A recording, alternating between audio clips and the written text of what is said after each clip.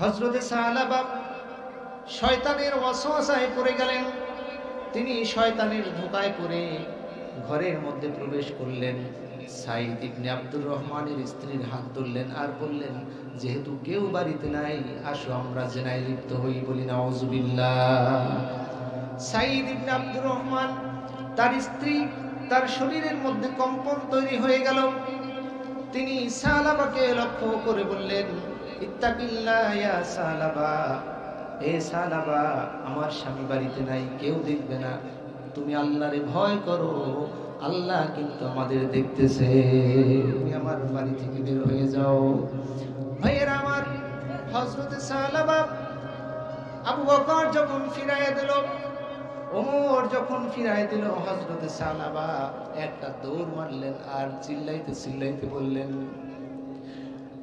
ইয়া ইলাহি আনতা আনতা ওয়া আনা আনা, আনতাল আওয়াদু বিল মাগফিরা ওয়া আনাল আওয়াদু বিযুনুব। ও আল্লাহ, তুমি তো তুমি আর আমি তো আমি, তুমি তো আল্লাহ, তোমার নেচার হচ্ছে, তোমার স্বভাব হচ্ছে বান্দা গুনাহ করলে মাফ করে দেওয়া, আর আমার গুনাহ হচ্ছে, আমার নেচার হচ্ছে গুনাহ করা, আল্লাহ তুমি মাফ করে দাও। জোরে বলি সুবহানাল্লাহ। এই কথা বলতে বলতে হযরতে সালাবা পাহাড়ের দিকে দৌড়ায়া চলে গেলেন আর সিদ্ধান্ত নিলেন, যতদিন আল্লাহর নবী তাবুক যুদ্ধ থেকে ফিরে না আসবে ততদিন পর্যন্ত তিনি আর লোকালয়ে ফিরবে না, পাহাড়ের চূড়ায় বসে বসে আল্লাহর কাছে মাপ চাইতে থাকবে।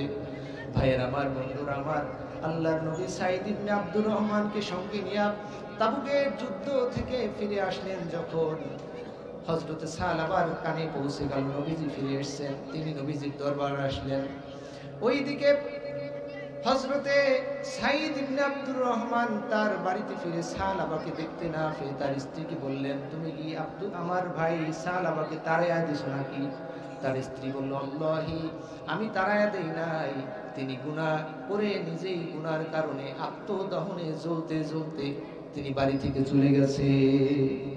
নবীজি যখন ফিরে এলেন, সালাবা ফিরে আসলেন আল্লাহর নবীর কাছে, এসে বললেন, ইয়া রাসূলুল্লাহ, ইয়া হাবিবাল্লাহ, আমি গুনাহ করেছি, আমি সাইদ ইবনে আব্দুর রহমানের স্ত্রীর হাত ধরেছি, জিনার উদ্দেশ্যে এতটুকু করেছি হুজুর, আমি তাওবা করলাম, আল্লাহ রাব্বুল আলামিন আমাকে মাফ করবে নাকি? আল্লাহর নবী বললেন, ও সালাবা, বন্ধুর স্ত্রী, বন্ধুর বাড়ি, বন্ধুর সম্পদ তোমার কাছে আমানত দিয়া গেছে, তুমি আমানতের খেয়ানত করেছো, এই গুনাহ তাওবা করলেও মাফ হবে না। ভাইয়ের আমার, নবীজিও যখন ফিরাইয়া দিলেন, বলেন তো আর কোন উপায় আছে নাকি? হযরতে সালাবা বুঝতে পারলেন, রাসূলুল্লাহর দরবার থেকেও যেহেতু ফিরে গেলাম, আমার জাহান্নাম ছাড়া কোনো গতি নাই। তিনি দৌড়ায় আর বলে, ইয়া ইলাহি আনতা আনতা ওয়া আনা আনা, আনতাল আওয়াদু বিল মাগফিরা ওয়া আনাল আওয়াদু বিযুনুব। আল্লাহ রাব্বুল আলামিন রহমতের দরিয়ায় জোশ মেরে গেলেন। রব্বুল আলামিন হযরতে জিবরাইল আলাইহিস সালামকে নবীজির দরবারে পাঠিয়ে দিলেন আর বললেন, জিবরাইল, যাই আমার বন্ধুকে, আমার হাবিবকে জিজ্ঞেস করো, তিনি যে সালাবাকে ফিরায় দিয়েছেন, সালাবাকে সে সৃষ্টি করেছে না আমি সৃষ্টি করেছি। সুবহানাল্লাহ। জিবরিল আমিন এসে বললেন, হুজুর, আল্লাহ রাব্বুল আলামিন জিজ্ঞেস করেছেন, আম খলাকাল খলফা, আপনি সৃষ্টি করেছেন না আল্লাহ সৃষ্টি করেছে?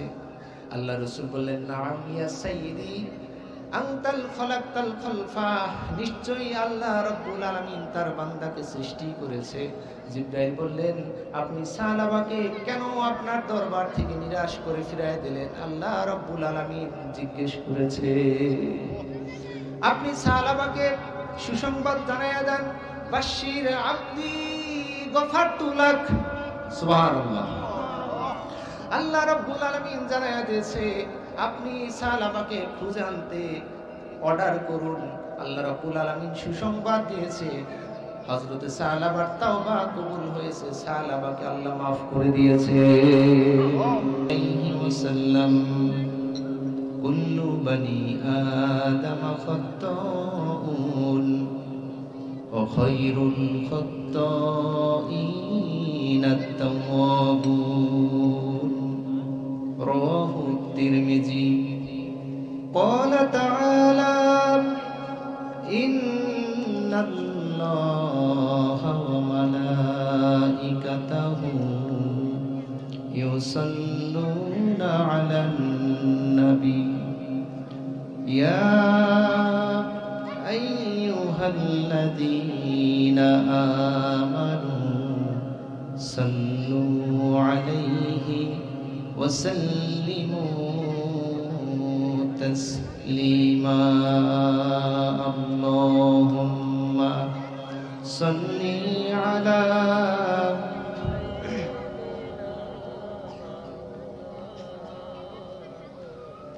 ওয়া আলা আলি সাইয়্যিদিনা মাওলানা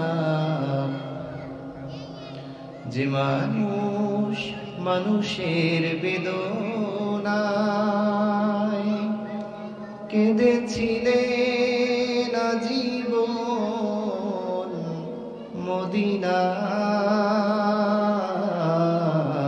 মদিনায়, সেই মাটি সেই মানুষ যদি এত সুন্দর না জানি তাহলে তুমি কত সুন্দর, কত সুন্দর। বালাগাল উলা বি কামালিহি কাশাফাত দুজা বি জামালিহি হাসনাত জামিউ খুসালিহি সাল্লু আলাইহি ওয়া আলিহি লা ইলাহা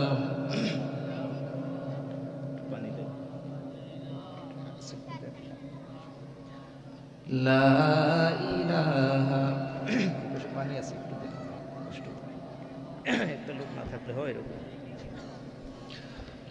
লা ইলাহা লা ইলাহা ইল্লাল্লাহ লা ইলাহা লা ইলাহা লা ইলাহা ইল্লাল্লাহ মুহাম্মাদুর রাসূলুল্লাহ। সকলেই পড়ি সাল্লাল্লাহু আলাইহি ওয়াসাল্লাম। আমার সামনে যে ছোট্ট বাচ্চা বন্ধুরা আছে ওদেরকে একটু দয়া করে সরানোর ব্যবস্থা করতে হবে। আমার সামনে যে ছোট্ট বাচ্চা বন্ধুরা আছে এদেরকে একটু সরানোর ব্যবস্থা করতে হবে।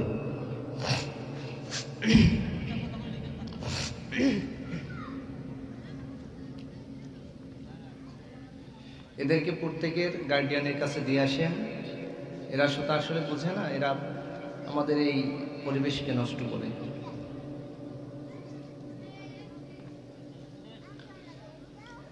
ঐতিহ্যবাহী উত্তর মোরাকাঠি নুরানি তালিমুল কুরআন মাদ্রাসায়ের উদ্যোগে আয়োজিত 21তম বার্ষিক ওয়াজ মাহফিলের সম্মানিত সভাপতি জনাব আলহাজ মোহাম্মদ আলমগীর হোসেন সর্দার, আমার পরে কথা বলবেন বিশিষ্ট আলেমে দ্বীন জনাব হযরত মাওলানা মুফতি মাকসুদুল্লাহ আল কাফি সাহেব মাদ্দাজিলহুল আলী। আজকের মাহফিলের সম্মানিত প্রধান আকর্ষণ সদরে আঞ্জুমান জুলমাজিদি ওয়াল ইহতিশাম, বিশিষ্ট ইসলামী চিন্তাবিদ, আন্তর্জাতিক খ্যাতিসম্পন্ন কারি মুফাসসির কুরআন জনাব হাফেজ মাওলানা কারি সাইদুল ইসলাম আসাদ হাফিজাহুল্লাহ তাআলা। আমার সামনে উপস্থিত অত্র এলাকার মুরব্বিয়ানে আযম, দূর দূরান্ত থেকে আগন্তুক মেহমান বৃন্দ, যুবক ভাইয়েরা, পর্দার অন্তরালে অবস্থানরতা আমার সম্মানিতা শ্রদ্ধেয়া সর্বগুণে গুণান্বিতা মা এবং বোনেরা, আলোচনার সূচনা লগ্নে আনুষ্ঠানিকতার মধ্য দিয়ে সকলের উদ্দেশ্যে পৌঁছে দিচ্ছি দিল খোলা সালাম। আসসালামু আলাইকুম ওয়া রাহমাতুল্লাহি তাআলা ওয়া বারাকাতুহু। আপনারা সকলে কেমন আছেন? আমরা মহান রবের দরবারে শুকরিয়া আদায় করে বলি আলহামদুলিল্লাহ। বলেন আল্লাহুম্মা ইন্নী আসআলুকা আল হুদা ওয়াত তুকা ওয়াল আফাফ ওয়াল গিনা। সবাই বলুন আল্লাহুম্মা আইন্নি আলা যিকরিকা ওয়া শুকরিকা ওয়া হুসনি ইবাদাতিক। আমরা শুকরিয়া জ্ঞাপন করলাম কার? আস্তে কবেন না, কার? আল্লাহ। সম্মানিত হাজিরিন, সময় যেহেতু স্বল্প, আমি খুব বেশি ভূমিকা আর নিব না। আমি সরাসরি আজকের আলোচ্য বিষয়ের মধ্যে প্রবেশ করব। সম্মানিত ভাইরা, সম্মানিত বন্ধুগণ, আমি আপনাদের সামনে খুতবার মধ্যে পবিত্র কুরআনুল কারীমের 28তম পারার 66তম সূরা, গুরুত্বপূর্ণ একটি সূরা, 12টি আয়াত সংবলিত সূরা, সূরা আত-তাহরিমের 8 নম্বর আয়াতে কারিমা আপনাদের সামনে তেলাওয়াত করেছি। আল্লাহ তাআলা যদি আমাকে তৌফিক দান করেন, এই আয়াতকে সামনে রেখে কিছু কথা আমলের নিয়তে আমি বলার চেষ্টা করব। আপনারা আমলের নিয়তে শুনবেন, বলি ইনশাআল্লাহ। আসুন, সূরা তাহরিম, তাহরিম শব্দের অর্থ হচ্ছে নিষিদ্ধ করা। এই সূরার 8 নম্বর আয়াতে আল্লাহ তাআলা কি বললেন? আউযু বিল্লাহি মিনাশ শাইতানির রাজীম। বিসমিল্লাহির রহমানির রহিম। ইয়া আইয়ুহাল্লাযীনা আমানু তুবু ইলাল্লাহি তাওবাতান নাসুহা। আসা রাব্বুকুম আইয়ুকাফিরা আনকুম সাইয়্যাতিকুম ওয়া ইউদখিলাকুম জান্নাতিন তাজরি মিন তাহতিহাল আনহার। সাদাকাল্লাহুল আযীম। আল্লাহ তাআলা বলছেন, হে ঈমানদারেরা, তোমরা আল্লাহর নিকট তাওবা করো, আল্লাহর নিকট আন্তরিকভাবে, একনিষ্ঠভাবে, খালেসভাবে তাওবা করো। আশা করা যায় আল্লাহ রাব্বুল আলামিন তোমাদের জীবনের সমস্ত মন্দ কাজ, জীবনের সমস্ত গুনাহ, সমস্ত পাপ কাজগুলো আল্লাহ রাব্বুল আলামিন মাফ করে দিবেন, আর তোমাদেরকে এমন জান্নাতের মধ্যে প্রবেশ করাবেন যার তলদেশ থেকে ঝর্ণাধারা প্রবাহিত। এটা হচ্ছে সরল অনুবাদ। আসুন আমরা এই আয়াত থেকে কিছু কথা শুনি। আমরা এখানে যারা উপস্থিত আছি, আমরা গুনাহ করি নাই এমন কেউ আছি? একটু হাত জায়গায় বলেন, আমরা গুনাহ করি নাই এমন কেউ আছি? তো গুনাহ তো আমাদের প্রত্যেকের আমল নামাই আছে। জেনার গুনাহ, ব্যভিচারের গুনাহ, মদের গুনাহ, বিড়ি খাওয়ার গুনাহ, সুদ খাওয়ার গুনাহ, কত রকম গুনাহ, নামাজ ছেড়ে দেওয়ার গুনাহ আছে না নাই? সব ধরনের গুনাহ আমরা আমাদের জীবনে করে ফেলেছি। এখন এই গুনাহগুলো আমাদের কলবের মধ্যে সেট করা আছে। আমাদের দুই পাশে দুইজন ফেরেশতা আছে যারা আমাদের গুনাহগুলো রেকর্ড করে রেখেছে, ঠিক কি না? এখন এই গুনাহ যদি আমরা মাফ না করায়া মৃত্যুবরণ করি, বলেন তো আমাদের শেষ পরিণতি, শেষ পরিণাম কি? জাহান্নাম। শেষ পরিণাম কি? জাহান্নাম। তো অবশ্যই আমাদের মৃত্যুর আগে হলেও গুনাহ মাফ করায়া, আমাদের আমলনামা থেকে গুনাহ ডিলিট করায়া তারপর আমাদেরকে মৃত্যুবরণ করতে হবে। কথা কি বুঝতে পেরেছেন? এখন আমলনামা থেকে গুনাহ আমরা কেমনে ডিলিট করাবো? আমরা সাবান শ্যাম্পু দিয়া গোসল করলাম, এরপর ভালো পোশাক পরলাম, আতর লাগাইলাম, বড় সেন্ট মারলাম, আমাদের সব গুনাহ ধুয়ে মুছে সাফ হয়ে পরিষ্কার হয়ে যাব। এমন। তাহলে গুনাহ ডিলিট করানোর জন্য কি করতে হবে সেটাই আল্লাহ বলছেন। আল্লাহ রাব্বুল আলামিন বললেন, বান্দা তোমাদের গুনাহগুলো যদি ডিলিট না করে, গুনাহগুলো মাফ না করায়া যদি কবর দেশে তোমরা চলে আসো, আমার কাছে ধরা দাও, তোমাদের অবশ্যই পরিণতি হয়ে যাবে, তোমাদের শেষ ঠিকানা হয়ে যাবে জাহান্নাম। আমি আল্লাহ চাই না তোমরা কোনো বান্দা জাহান্নামে যাও। এজন্য তোমাদের জন্য গুনাহ ডিলিট করার একটা উপায় আমি রেখে দিয়েছি, সেই উপায়ের নাম হলো তাওবা। জোরে বলি সুবহানাল্লাহ। গুনাহ মাফ করার উপায় হলো তাওবা।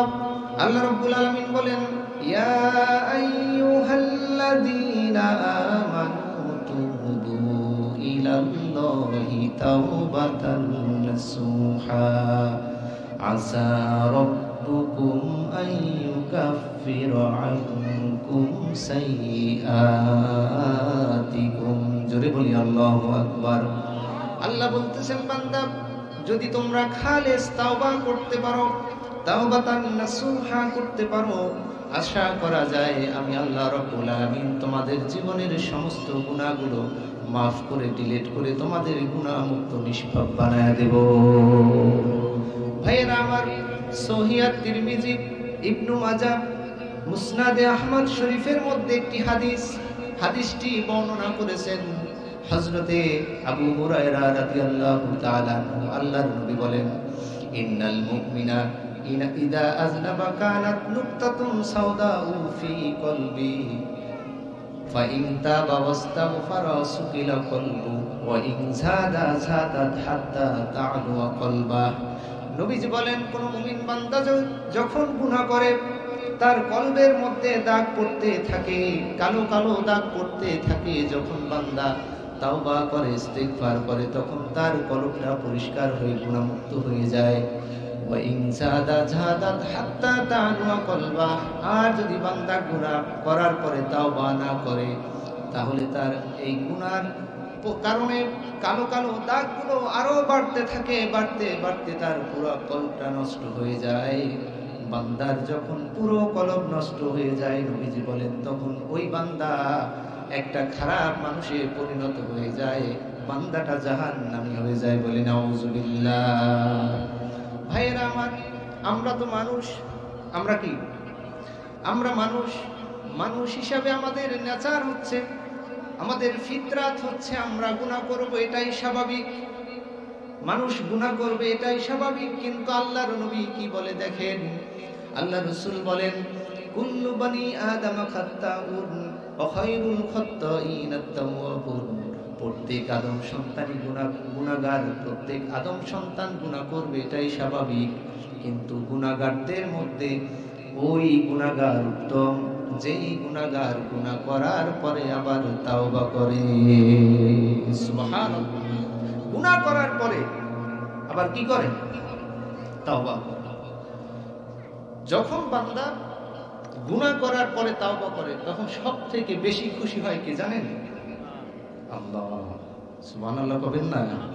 সবথেকে বেশি খুশি হয় আল্লাহ। রাসূলুল্লাহ সাল্লাল্লাহু আলাইহি ওয়াসাল্লাম সাহাবায়ে কেরামকে লক্ষ্য করে বললেন, ও আমার সাহাবায়ে কেরাম, তোমরা কি জানো না কি একজন বান্দা গুনার পরে যখন তাওবা করে তখন সবথেকে বেশি কে খুশি হয়? সাহাবায়ে কেরাম বললেন, আল্লাহু ওয়া রাসূলুহু আ'লাম। আল্লাহ এবং তার রাসূলই তো এই ব্যাপারে ভালো জানে। নবীজি বললেন, একজন বান্দা যখন গুনাহ করার পরে তাওবা করে তখন সবথেকে বেশি খুশি হয়ে যায় আমার আল্লাহ। আবার হুজুর বললেন, তোমরা জানো না কি আল্লাহ কতটুকু খুশি হয়? সাহাবায়ে কেরাম আবার বললেন, আল্লাহু ওয়া রাসূলুহু আ'লাম। আল্লাহ এবং তার রাসূলই তো ভালো জানেন। রাসূলুল্লাহ বললেন, তাহলে শোনো, বান্দা যখন গুনাহ করার পরে তাওবা করে আল্লাহ রাব্বুল আলামিন কেমন খুশি হয়? হুজুর বললেন, সাহাবায়ে কেরামদেরকে তোমরা ধরে নাও, একজন ব্যক্তি একটা মরুভূমি পাড়ি দিবে, বিশাল ধুধু মরুভূমি পাড়ি দেওয়ার জন্য উট সাথে নিয়ে তিনি রওনা করলেন, সাথে কিছু খাদ্য আর পানীয়। ওই বান্দা মরুভূমির মধ্যবর্তী জায়গায় যখন চলে গেল, তিনি ক্লান্ত শ্রান্ত হয়ে ঘুমিয়ে পড়লেন। ঘুম থেকে জেগে দেখেন তার উট হারায় গেছে। ও আমার সাহাবায়ে কেরাম, তোমরা বলো ওই লোকটা কি বিপদে পড়েছে কিনা? বলেন বিপদে পড়ে নাই। মরুভূমি পাড়ি দিবে, একমাত্র সম্বল উট, মরুভূমির জাহাজ উট, আর কোনো গাড়ি নাই। এখন সে কেমনে মরুভূমি পাড়ি দিবে? সাহাবায়ে কেরাম বললেন, হুজুর সে অবশ্যই বিপদে পড়ে গেল। হুজুর বললেন, ওই লোকটা সেখানে অবস্থান করলো আর উটের জন্য অপেক্ষা করতে লাগলো। দিন যায়, সপ্তাহ যায়, কিন্তু তার উট ফিরে আসে না। ওই লোকটার সাথে যে খাদ্য ছিল, যে পানি ছিল, দিনের পর দিন অতিবাহিত হওয়ার ফলে তার খাদ্য শেষ হয়ে গেল, তার পানিও শেষ হয়ে গেল। এখন তার অবশিষ্ট কিছুই নাই। ওই লোকটা এবার মৃত্যুর জন্য অপেক্ষা করতে লাগলো। খাদ্যও শেষ, পানিও শেষ, উটও নাই। এখন বাকি কি আছে? কি আপনারা কি আমার কথা বুঝেন না? একটু জবাব দেওয়া যাবে? বাকি কি আছে? মৃত্যু। এখন মৃত্যুর জন্য অপেক্ষা করতেছে। আল্লাহর নবী বলেন, ও আমার সাহাবায়ে কেরাম, তোমরা শোনো, লোকটা নিশ্চিত বুঝতে পারলো তার বেঁচে ফেরার আর কোনো সম্ভাবনা নাই। এমন অবস্থায় ওই লোকটা যখন ক্লান্ত শ্রান্ত হয়ে ঘুমায়া পড়ল, তিনি ঘুম থেকে জেগে দেখলেন তার পানীয় এবং খাদ্য সহ আবার উট ফিরে এসেছে। বলো তো ওই লোকটা কেমন খুশি হবে? সাহাবায়ে কেরাম বললেন, হুজুর ওই লোকটার থেকে খুশি এই দুনিয়ার বুকে আর কে হতে পারে? আর কেউ হতে পারে না। আল্লাহর রাসূল বললেন, শোনো, একজন বান্দা যখন গুনাহ করার পরে আবার তাওবা করে, ওই লোকটা উট ফিরে পেয়ে যে খুশি হয়েছে, আমার আল্লাহ তার থেকে বেশি খুশি হয়ে যায়। আল্লাহু আকবার। আমার আল্লাহ তো এমন আল্লাহ যে আল্লাহ অপরাধ করার পরে বান্দাকে আবার ডাকতে থাকে সুবহানাল্লাহ। এই পৃথিবীতে মায়ের সাথে সন্তান অপরাধ করার পরে পৃথিবীতে মা চিন্তা করতে থাকে, আমার সন্তান যদি আমার কাছে এসে মাপ চায় আমি মাফ করে দেব। কিন্তু কোনো মা বাপ এত কল্যাণকামী, কিন্তু কোনো মা কোনো বাপ তার সন্তানকে ডাকে না, আয় আয় অপরাধ করেছো আমি মাফ করে দেব। কিন্তু আল্লাহ রাব্বুল আলামিন তিনি আমাদের এত আপন, এত রহম দয়াশীল রহিম। তিনি এত রহম আমাদের উপর করেন। প্রত্যেক রাতে, প্রত্যেক ক্ষণে, শেষ রাতে, বিশেষ করে হাদিসের মধ্যে এসেছে, শেষ রাতে আল্লাহ রাব্বুল আলামিন বান্দাকে ডাকে, কে আছো গুনাহ মাফ করাবে? আয় আয় আমার কাছে চা, আমি আল্লাহ মাফ করে দেব। ভাইয়েরা আমার, একজন বান্দা যখন তাওবা করে, আল্লাহ রাব্বুল আলামিন বলেন, ওই তাওবাকারী বান্দাকে আমি আল্লাহ রাব্বুল আলামিন ভালোবাসতে থাকি। রব্বুল আলামিন বলেন, ইন্নাল্লাহা ইউহিব্বুত তাওয়াবিনা ওয়া ইউহিব্বুল মুতাতাহহিরিন। জোরে বলি আল্লাহু আকবার। আল্লাহ বলেন, নিশ্চয়ই যে সমস্ত বান্দারা তাওবা করে আর যারা পবিত্রতা অর্জন করে, এই বান্দাগুলোকে আমি আল্লাহ নিজে ভালোবাসতে থাকি। সুবহানাল্লাহ। অন্য একটি আয়াতে আল্লাহ রাব্বুল আলামিন সূরা আন-নূরের 31 নম্বর আয়াতে আল্লাহ রাব্বুল আলামিন বলেন, বান্দা তোমরা যদি দুনিয়া এবং আখিরাতে সফল হতে চাও, তাহলে তোমাদের দায়িত্ব হলো বেশি বেশি তাওবা করা। বেশি বেশি কি? তাওবা করা। আল্লাহ রাব্বুল আলামিন বলেন, আতুবু ইলাল্লাহি জামিআন আইয়ুহাল মুমিনুনা লাআল্লাকুম তুফলিহুন। জোরে বলি আল্লাহু আকবার। আল্লাহ বলতেছে, বান্দা যদি দুনিয়া এবং আখিরাতে সফল হতে চাও, ও আমার মুমিন বান্দারা, তাহলে তোমরা কি করো? তুবু ইলাল্লাহি জামিআ, তোমরা সবাই আমি আল্লাহর কাছে তাওবা করো। সুবহানাল্লাহ। আমরা কি দুনিয়া এবং আখিরাতে সফল হতে চাই? বলেন, আমরা কি দুনিয়া এবং আখিরাতে সফল হতে চাই? কে কে দুনিয়া এবং আখিরাতে সফল হতে চাই? আল্লাহ আপনি কবুল করে নেন, বলেন আমিন। দুনিয়া এবং আখিরাতে সফল হতে হলে আল্লাহ তাআলা আমাদেরকে ফর্মুলা দিয়েছেন, আমাদেরকে উপদেশ দিয়েছেন, তুবু ইলাল্লাহি জামিআ, তাহলে তোমরা বেশি বেশি তাওবা করো। এখন তাওবা এটা আমরা করব, কিন্তু কেমন তাওবা? আল্লাহ বলছেন তাওবাতান নাসুহা, তাওবাতান নাসুহা, একনিষ্ঠ খাঁটি তাওবা। অনেকে এই তাওবাতান নাসুহা এর ব্যাখ্যা করে যে নাসুহা নামক একজন ব্যক্তি ছিল, তিনি যেমন তাওবা করছে এরকম তাওবা করতে হবে না। নাসুহা, তাওবাতান নাসুহা কাকে বলে? এর ব্যাখ্যায় তাফসীরে ইবনে কাসিরের মধ্যে ইমাম ইবনে কাসির রাহমাতুল্লাহ আলাইহি তিনি বলছেন তাওবাতান নাসুহা আই তাওবাতান সাদিকাতান জাজিমাতান। সুবহানাল্লাহ বলেন, সত্যনিষ্ঠ সুদৃঢ় একনিষ্ঠ ভাবে তাওবা, এটার নাম হচ্ছে তাওবাতান নাসুহা। অন্য একটি বর্ণনায় হযরত ইবনে আব্বাস, হযরত ওমর রাদিয়াল্লাহু তাআলা আনহুমা, হযরত মুজাহিদ এবং হযরত হাসান বসরি রাহমাতুল্লাহ আলাইহি তাআলা বলছেন তাওবাতান নাসুহা হচ্ছে এমন তাওবা বান্দা গুনাহ ছেড়ে দিবে। এক নাম্বার শর্ত কি? গুনাহ ছেড়ে দিবে। দুই নাম্বার শর্ত হচ্ছে যেই গুনাহ তিনি ছেড়ে দিছে, তাওবা করছে, তিনি ওই গুনাহ আর করবে না এমন সংকল্প করা, এমন নিয়ত করার নাম হচ্ছে তাওবাতান নাসুহা। জোরে বলি সুবহানাল্লাহ। ভাইয়েরা আমার, বন্ধুরা আমার, একটা এক্সাম্পল দিলে বুঝতে পারবেন। গরুর ওলান থেকে যখন দুধ আমরা দহন করে বের করে আনি, যেই দুধ গরুর ওলান থেকে বের করা হলো, বলেন তো ওই দুধটাকে আবার গরুর ওলানে ঢোকানো কি সম্ভব কিনা? কি ঢোকানো সম্ভব? গরুর ওলান থেকে দুধ বের হওয়ার পরে ওই দুধ যেমন ওলানের মধ্যে আর ঢোকানো সম্ভব না, তাওবাতান নাসুহার উদাহরণ দিতে গিয়ে মুফাসসির ইকরাম বলেছেন তেমনি করে বান্দা যেই গুনাহ করবে একবার, ওই গুনাহ থেকে তাওবা করার পরে এমন ভাবে ফিরে থাকবে তার জীবন যেতে পারে, তিনি গুনার কাজে আর লিপ্ত হবে না। সুবহানাল্লাহ। এটার নাম হচ্ছে তাওবাতান নাসুহা। একটু জিকির করি লা ইলাহা ইল্লাল্লাহ, লা ইলাহা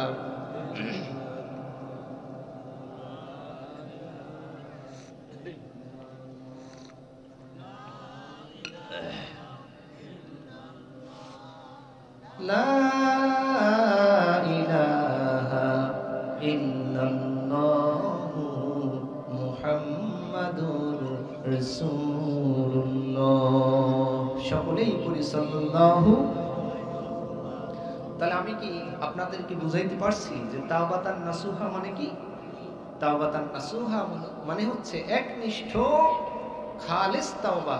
যে গুনাহটা আমি করছি, আল্লাহ আস্তাগফিরুল্লাহ, এই গুনাহটা আমি আর জীবনেও করব না, এটার নাম হচ্ছে তাওবাতান নাসুহা।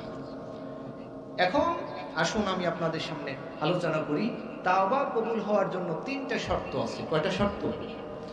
তাওবা কবুলের শর্ত কয়টা? তিনটা। তাওবা কবুল হওয়ার জন্য তিনটা শর্ত রয়েছে। তার মধ্যে এক নম্বর শর্ত হলো বান্দা তার আশা থাকতে হবে, নিরাশ হওয়া যাবে না। বান্দা তার মনের মধ্যে এই আশা লালন করবে, যত বড় গুনাহগার আমি হই না কেন, আল্লাহ রাব্বুল আলামিন নিশ্চয়ই আমাকে মাফ করে দিবে।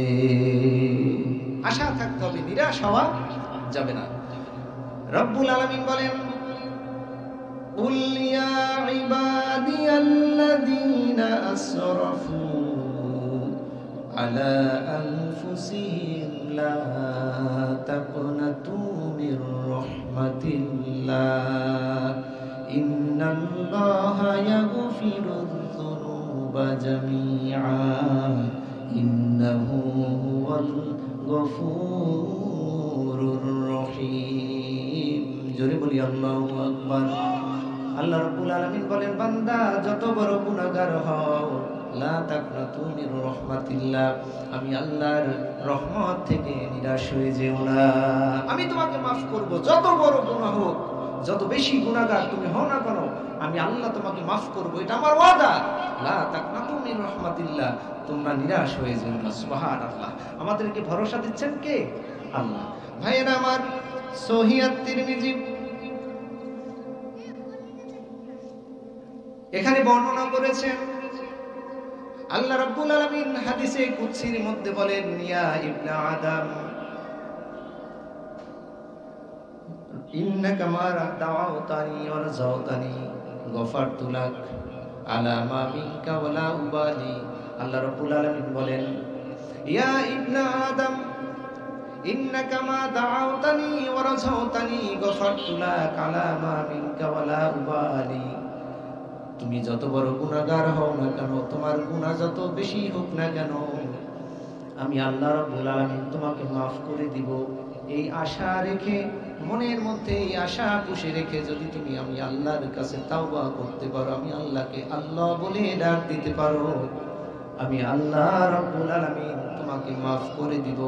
ওয়ালা উবালি, এই ব্যাপারে আমি কারো পরোয়া করব না। জোরে বলি সুবহানাল্লাহ। বান্দা বলল, আমরা মনে করি অথবা আমরা আল্লাহর কাছে বললাম, আল্লাহ আমার গুনাহ তো আকাশ পরিমাণ, আমার গুনাহ মাফ হবে নাকি?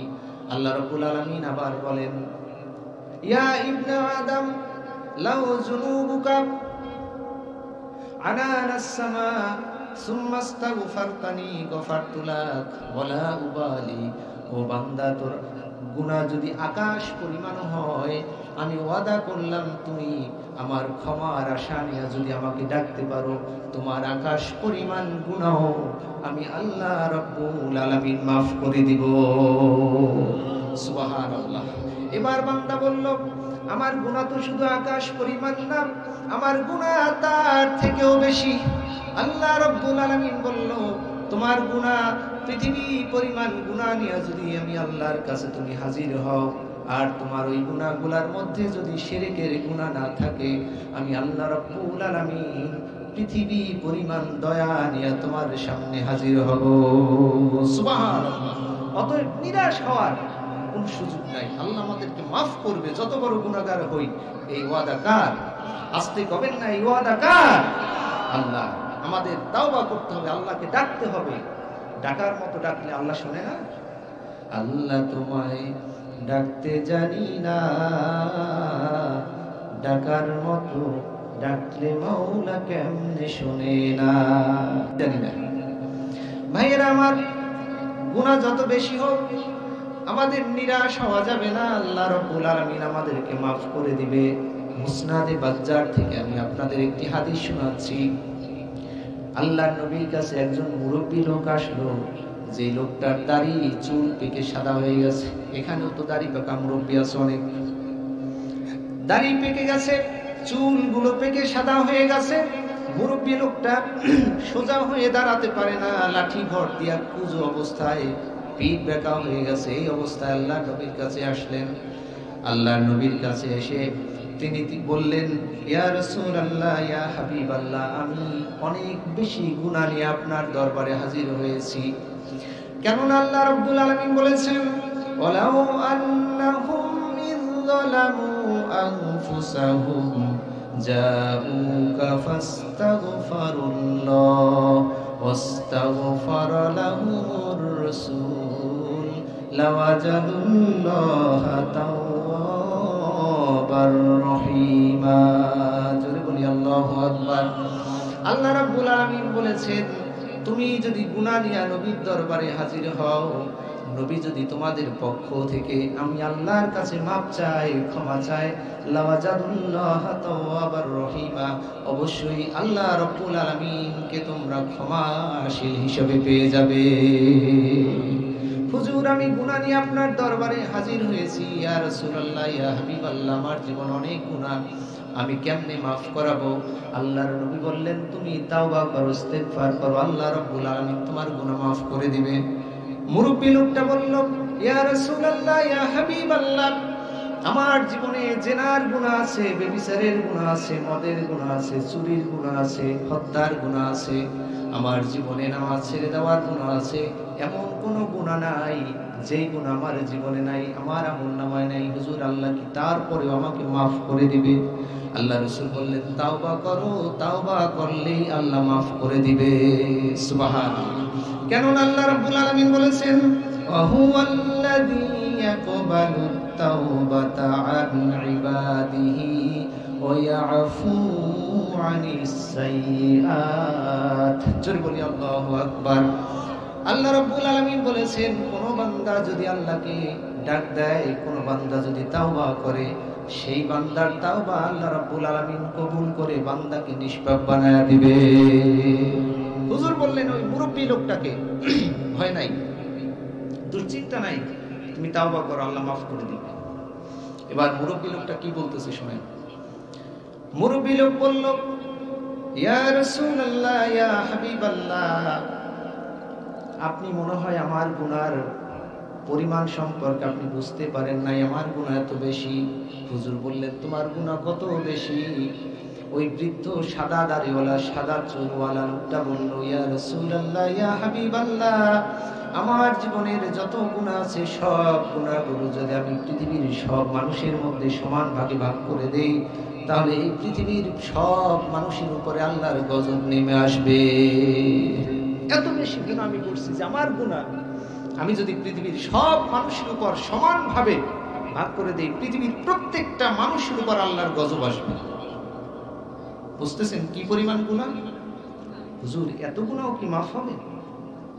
আল্লাহ রাসূল বললেন, ইয়া আব্দুল্লাহ, লা তাখাফা ওয়া লা তাহজান, ইন্না রাব্বাকা লাগফুরুর রহিম। জোরে বলি আল্লাহু আকবার। হুজুর বললেন, ইয়া আব্দুল্লাহ, হে আল্লাহর বান্দা, লা তাখাফ, তুমি ভয় পেও না, ওয়া লা তাহজান, দুশ্চিন্তা করো না, ইন্না রাব্বাকা লাগফুরুর রহিম, তোমার রব অবশ্যই গফুর, তিনি ক্ষমাশীল দয়ালু। এর থেকেও বেশি গুনাহ হলে তাও আল্লাহ মাফ করে দিবে। সুবহানাল্লাহ। বৃদ্ধ লোকটা বলল, ইয়া রাসূলুল্লাহ, ইয়া হাবিবাল্লাহ, আমার গুনাহ মাফ করানোর জন্য এখন আমার কি করতে হবে? আল্লাহর নবী বলল, তুমি আমার সাথে কালিমা শাহাদা পড়ো আর ইস্তিগফার করো, লা ইলাহা ইল্লাল্লাহু আশহাদু আল্লা ইলাহা ইল্লাল্লাহু ওয়া আশহাদু আন্না মুহাম্মাদান আবদুহু ওয়া রাসূলুহু। আর পড়ো, আস্তাগফিরুল্লাহ রাব্বি মিন কুল্লি যামবিন ওয়া আতুবু ইলাইহি, লা হাওলা ওয়া লা কুওয়াতা ইল্লা বিল্লাহিল আলিয়্যিল আযীম।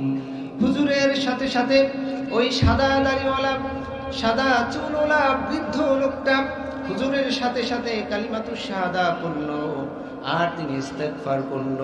আল্লাহ রাব্বুল আলামিনের হাবিব বললেন, ও বৃদ্ধ লোক, ও বৃদ্ধ বাবা, আল্লাহ রাব্বুল আলামিন তোমার জীবনের সমস্ত গুনাহগুলো মাফ করে দিয়েছে। জোরে বলি সুবহানাল্লাহ, আর জোরে বলি সুবহানাল্লাহ। বৃদ্ধ লোকটা আশ্চর্য হয়ে হুজুরের দিক তাকায় আছে। হুজুর কি বলেন? এত বেশি গুনাহ, শুধু কালিমা শাহাদা পড়লাম আর ইস্তিগফার করলাম, তার বিনিময়ে আল্লাহ মাফ করে দিল।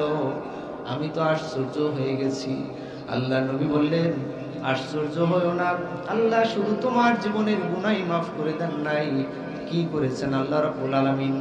জিবরাইল আলাইহিস সালামকে পাঠাইয়া আমার কাছে এইমাত্র ওহী নাযিল করে জানাইয়া দিয়েছেন। আল্লাহ বলেন, ইল্লা মান তাবা ওয়া আমানা ওয়া আমিলা আমালান সলিহা ফাউলাইকা ইউবাদদিলুল্লাহু সাইয়্যাতিহিম হাসানাত ওয়া কানাল্লাহু গফুরুর রহিমা।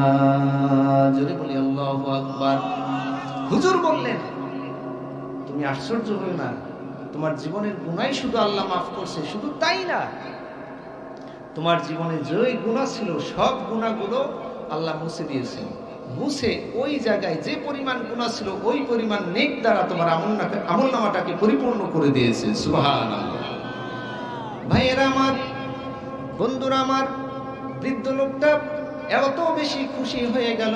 হাদিসের মধ্যে এসেছে, সেই কুজো লোকটা যিনি লাঠি ভর দিয়ে এসেছিলেন, পিঠ বাঁকা লোকটা এত বেশি খুশি হয়ে গেছেন, তিনি আবেগে লাঠি ছাড়াইয়ে দাঁড়ায় গেছে, তার পিঠ সোজা করে। সুবহানাল্লাহ। আর লোকটা আল্লাহু আকবার, আল্লাহু আকবার, লা ইলাহা ইল্লাল্লাহ এই ধ্বনি দিতে দিতে, শাহাদাত আঙ্গুল উঁচু করে এই ধ্বনি দিতে দিতে আল্লাহর নবীর হুজরা মুবারক থেকে তিনি ছুটে চলে গেলেন। জোরে বলি সুবহানাল্লাহ। অতএব আমরা এটা বুঝতে পারলাম, আমাদের নিরাশ হওয়ার কোনো সুযোগ নাই। নিরাশ হওয়ার সুযোগ আছে, আমাদের গুনাহ ওই লোকটার থেকে তো বেশি না। তাহলে অবশ্যই আমাদের আল্লাহ মাফ করবে। আমাদের কি করতে হবে? তাওবা করতে হবে। ভাইয়েরা আমার, দ্বিতীয় নাম্বার তাওবা কবুলের শর্ত হচ্ছে অনুশোচনা করা। আমরা যে গুনাহ করছি, যে গুনাহ আমাদের দ্বারা হয়ে যায়, ওই গুনার কারণে আমাদের অনুশোচনা থাকতে হবে। ফজরের নামাজ ছুটে যায় আমাদের মধ্য থেকে, আমাদের কিছু চিন্তাও হয় না, দুঃখ লাগে না।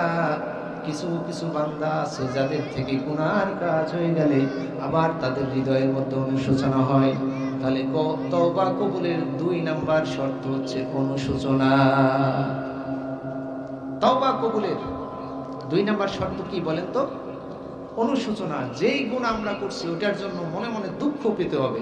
আরে এই গুনাহটা আমার দ্বারা কেন হলো, এরকম দুঃখ করতে হবে। কেমনে অনুশোচনা করতে হবে? আমি আপনাদেরকে সহিহ হাদিস থেকে একটি ঘটনা শোনাচ্ছি। মক্কা থেকে যখন সাহাবায়ে কেরাম হিজরত করে মদিনায় চলে গেলেন, তখন হযরতে সালাবা এবং সাঈদ ইবনে আব্দুর রহমান, এই 2 জন সাহাবার মধ্যে আল্লাহ রাসূল সাল্লাল্লাহু আলাইহি ওয়াসাল্লাম একটি ভ্রাতৃত্ব বন্ধন তৈরি করে দিলেন, তাদেরকে ভাই ভাই সম্পর্কে আবদ্ধ করে দিলেন। ইতিমধ্যেই তাবুকের যুদ্ধের জন্য আল্লাহ রাসূলের সাথে সাঈদ ইবনে আব্দুর রহমান তিনি চলে গেলেন। তো সালাবাকে আব্দুর রহমান তার বাড়িতে রেখে গেলেন যে, সালাবা, আমি তো হুজুরের সাথে তাবুকের যুদ্ধে যাচ্ছি, তুমি আমার স্ত্রী সহ আমার গোটা ফ্যামিলিকে তুমি দেখে রাখবা। কথা কি বুঝতেছেন? একজন যুদ্ধে যাইতেছে আল্লাহ রাসূলের সাথে, আর আরেকজনকে রেখে যাচ্ছে তার বাড়ির সমস্ত কিছু আমানত দিয়ে। তো সাঈদ ইবনে আব্দুর রহমান তিনি আল্লাহ রাসূলের সাথে চলে গেলেন তাবুক যুদ্ধে, রেখে গেলেন সালাবাকে। তো সালাবা তিনি একদিন হঠাৎ করে এই বেড়ার ফাঁক থেকে, ওয়ালের ফাঁক থেকে তাকায় দেখে যে সাঈদ ইবনে আব্দুর রহমান তার স্ত্রী খুব সুন্দর। ওনার মনের মধ্যে শয়তানের ওয়াসওয়াসা ঢুকে গেল। ভাইয়েরা আমার, হযরতে সালাবা শয়তানের ওয়াসওয়াসায় পড়ে গেলেন। তিনি শয়তানের ধোঁকায় পড়ে ঘরের মধ্যে প্রবেশ করলেন। সাঈদ ইবনে আব্দুর রহমানের স্ত্রীর হাত ধরলেন আর বললেন, যেহেতু কেউ বাড়িতে নাই, আসো আমরা জিনায় লিপ্ত হই। বলি নাউযুবিল্লাহ। সাঈদ ইবনে আব্দুর রহমান, তার স্ত্রী, তার শরীরের মধ্যে কম্পন তৈরি হয়ে গেল। তিনি সালাবাকে লক্ষ্য করে বললেন, ইত্তাকিল্লাহ ইয়া সালাবা, এ সালাবা, আমার স্বামী বাড়িতে নাই, কেউ দেখবে না, তুমি আল্লাহরে ভয় করো, আল্লাহ কিন্তু আমাদের দেখতেছে। হযরতে সালাবা সাঈদ ইবনে আব্দুর রহমানের স্ত্রীর কথা শুনতে পেলেন। আল্লাহর ভয়ে সালাবার কলবটা কেঁপে উঠল, তার সমস্ত শরীর থরথর করে কাঁপতে লাগলো। অন্যায় করেছে, শুধুমাত্র হাত ধরেছে, আর কিছু করছে নাকি? বলেন, আর কিছু করছে নাকি? শুধুমাত্র বন্ধুর স্ত্রীর হাত ধরেছে। তিনি বলছেন, ইত্তাকিল্লাহ, আল্লাহরে ভয় করো। সালাবা আব্দুর রহমানের স্ত্রীর হাত ছেড়ে দিয়া তিনি দৌড় মেরে চলে গেলেন বাড়ির দিকে। বাড়িতে যায় তার মেয়ে খিমসানাকে বললেন, খিমসানা, আমার হাতে আর পায়ের মধ্যে বেরি পরায় দাও। খিমসানা বলল, বাবা কেন? হযরতে সালাবা বললেন, আমি গুনাহ করেছি, অপরাধ করেছি, আমি অপরাধী, অপরাধীর হাতে পায়ে বেরি থাকে, আমার হাতে পায়ে বেরি পরায় দাও। মেয়ে হাতে পায়ে বেরি পরায় দিলেন। সালাবা দৌড় মেরে চলে গেলেন সাইয়েদনা আবু বকর রাদিয়াল্লাহু তাআলা আনহুর বাড়িতে। আবু বকর রাদিয়াল্লাহু তাআলা আনহুর বাড়িতে গিয়া তিনি বললেন, ইয়া আবু বকর, ও ভাই আবু বকর, আমি গুনাহ করেছি। সাঈদ ইবনে আব্দুর রহমানের স্ত্রীকে আমার কাছে আমানত দিয়ে গেছে, আমি তার জেনার উদ্দেশ্যে তার হাতটা আমি ধরেছি।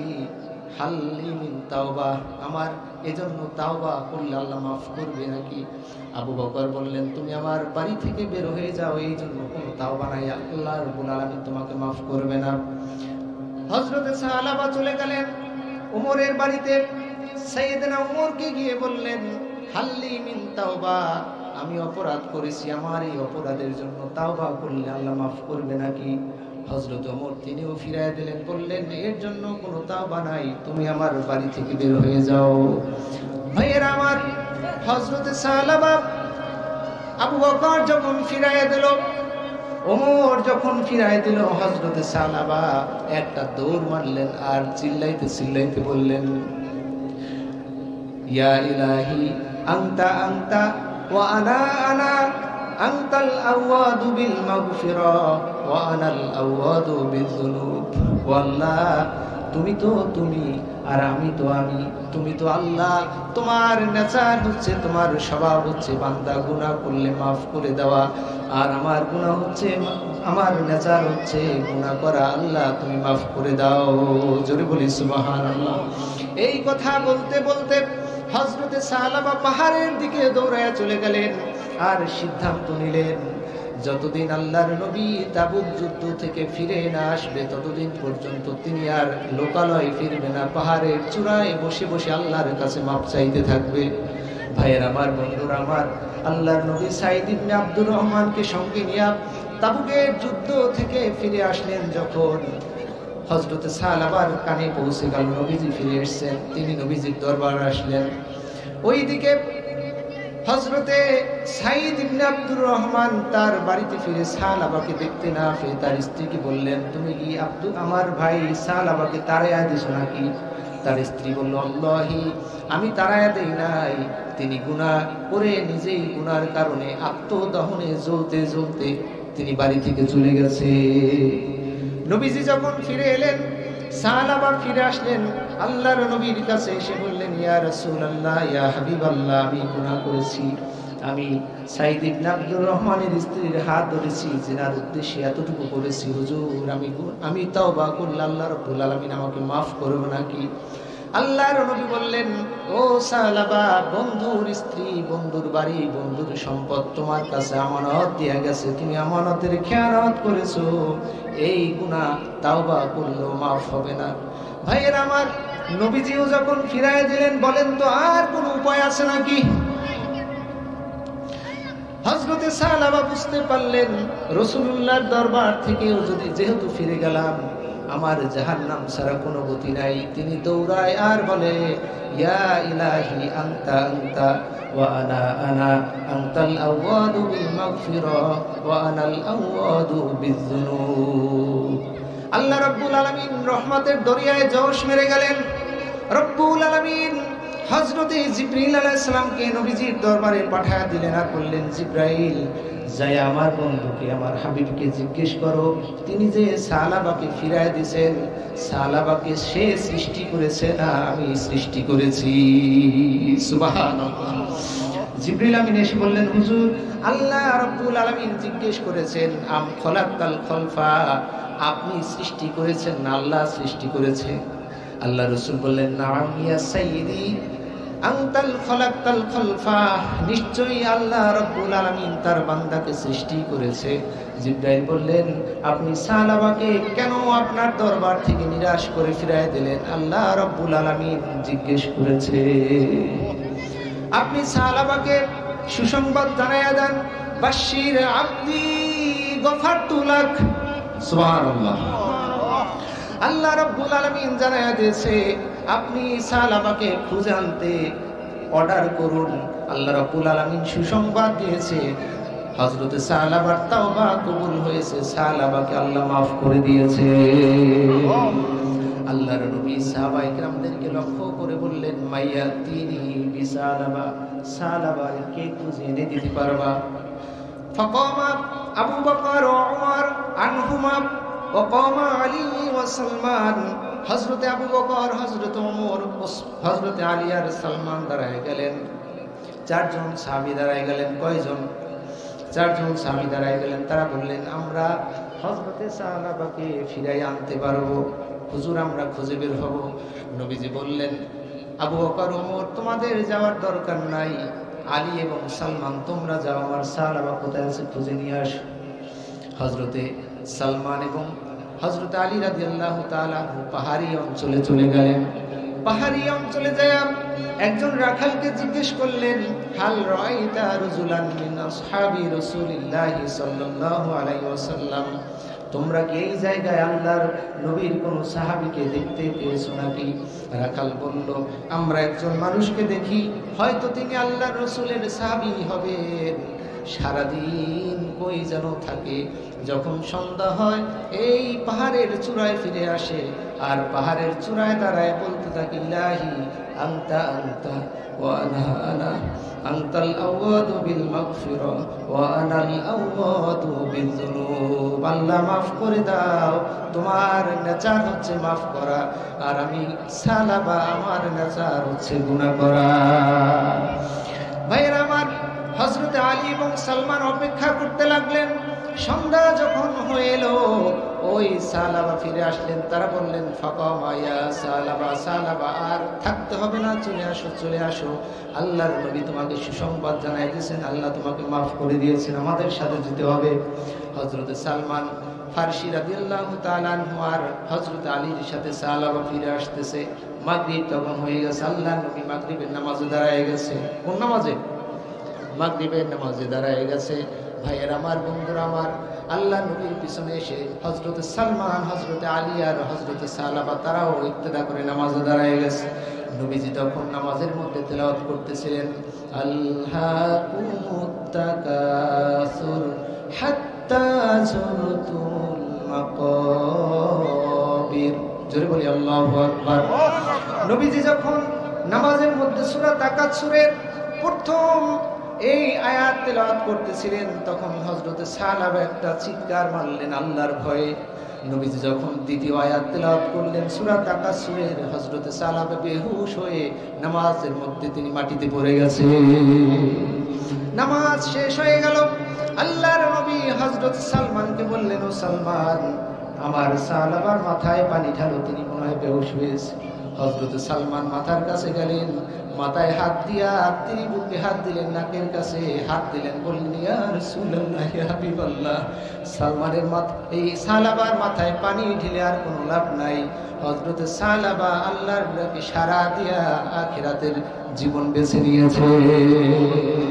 নামাজের মধ্যে হযরত সালাবা চলে গেছে। ভাইয়েরা আমার, মসজিদের দরজায় হযরত খিমসানা, সালাবার মেয়েটা দাঁড়ায় দাঁড়ায় কান্দে। মা নাই, বাপ ছিল, বাপও চলে গেল, তিনি কার কাছে বড় হবেন? কাঁদতেছে। আল্লাহর নবী ডাক দিলেন, খিমসানা আয় আয়, আমার বুকে আয়, কান্দার দরকার নাই, আমি আল্লাহর নবী আজ থেকে তোর লালন পালনের দায়িত্বভার গ্রহণ করলাম, আজ থেকে আমি রাসূলুল্লাহ তোর বাবা। ভাইয়েরা আমার, আল্লাহ রাসূল বললেন, সালাবার দাফনের ব্যবস্থা করো, কাফন করো, কাফনের ব্যবস্থা করো, আর তার কবর খনন করো। তাকে গোসল দেওয়ানো হলো, কাফর বানানো হলো, কবরের দিকে নিয়ে যাচ্ছে। জানাজার পরে হাদিসের মধ্যে এসেছে, আল্লাহ নবী সেই দিন তার বৃদ্ধ আঙুলের উপর ভর দিয়া দিয়া তিনি হাঁটতেছে। সাহাবায়ে কেরাম লক্ষ্য করলেন, নবীজি খোরাইয়া খোরাইয়া পায়ের আঙুলের উপর ভর দিয়া দিয়া হাঁটে। হযরত সালাবার দাফন কাফন সম্পন্ন হয়ে গেল। সাহাবায়ে কেরাম বললেন, হুজুর, আমরা একটা বিষয় বুঝলাম না, মাঠ তো খালি ছিল, আমরা কয়েকজন মানুষ, কিন্তু আপনি ভর দিয়া এমন ভাবে হাঁটলেন, মনে হয় যেন জায়গা ছিল না পাও রাখার, এমন ভাবে আপনি খোরাইয়া খোরাইয়া কেন হাঁটলেন? ভাইয়েরা আমার, বন্ধুরা আমার, আল্লাহর নবীজি বললেন, ও আমার সাহাবায়ে কেরাম, সালাবার প্রতি আল্লাহ রাব্বুল আলামিন খুশি হয়ে তার জানাজায় আসমান থেকে এত পরিমাণ ফেরেশতা নাজিল করেছে, আমি আল্লাহর নবী এই জমিনের মধ্যে আমার পাও মোবারক রাখবো এই জায়গাটুকু ছিল না।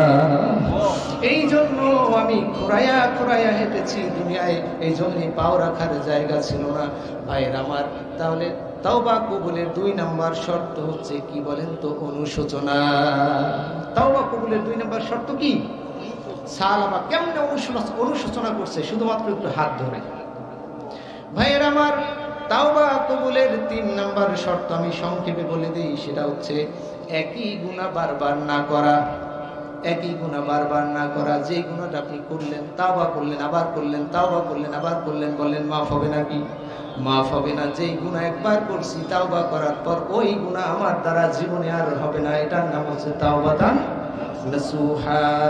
আল্লাহ রাব্বুল আলামিন বলেন, ইয়াইদুকুমুল্লাহু আন তাউদু লিমিসলিহি আবাদান ইন কুনতুম মুমিনিন।